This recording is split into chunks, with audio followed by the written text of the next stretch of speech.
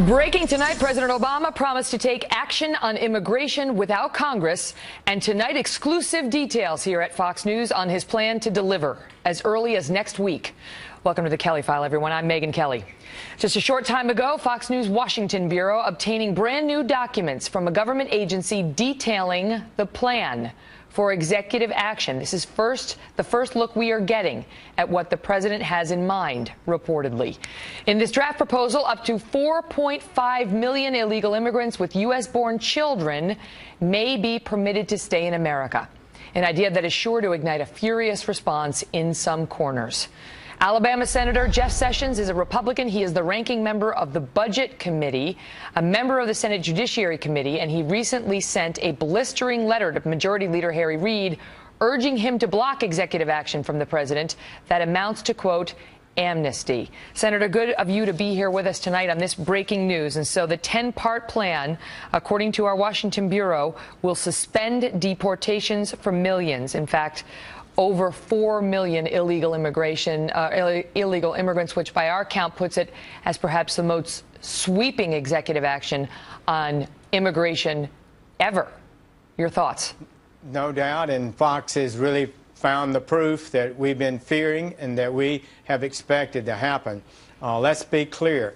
Immigration officers have told us if this goes through, it will be almost impossible to enforce the law in the future. Expert economists have told us if we bring in more and more people lawfully into our country, giving them the right to take jobs, and every one of these individuals are going to be given a photo ID, a Social Security number, and the right to take a job in America. Jobs that too few exist and too many Americans are looking for.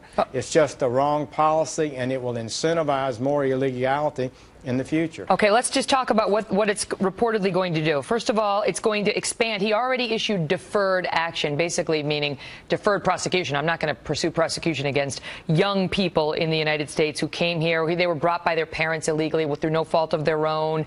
They got here before June of 2007. They were under 31, all this stuff. That he said, those are the folks I'm not going to bother. Now this new plan reportedly expands that considerably, including another 300,000 or so illegal immigrants into that group. Then it also says the parents, apparently, of these kids are going to be able to stay as well. And these are not kids anymore. In many cases, they're now grown. But why is that controversial in particular? Because the White House is going to turn around and say, we keep families together. You know, let's be realistic. They're not going to leave. So let's deal with reality. First and foremost, there's no way to prove who are parents and who has been here for how long. They may have just come in the country last week. Maybe they're coming into the country because they have children in America, and they come across the border to be with them and claim that they've been here for a longer period of time. Nobody is going to do investigations on this. Nobody is going to check it. We're going to be adding 5 million older adults to our population. They'll be entitled to all kinds of rights and privileges. Well, he's not talking about making them citizens. No, but they'll be entitled to all kinds of rights and citizens. And as they get older and become ill, the United States government is not going to turn their health care away. They're going to be treated and taken care of. There's no evidence that they have job skills or education or training like a good, sound immigration policy would do. Let's talk about this. And fundamentally, let me just say this. The president has no authority to do this. It's against the law. All right, let's talk about that. Let's talk about that because the Center for American Progress is already coming out and saying, look, deferred action, you know, basically just declining to prosecute these folks, has been used by 11 presidents 39 times in the last 60 years. They see nothing remarkable about the president doing it again. Megyn, let me tell you what they're talking about. It's wrong to, on a mass basis, eviscerate law by refusing to prosecute. But this goes much further.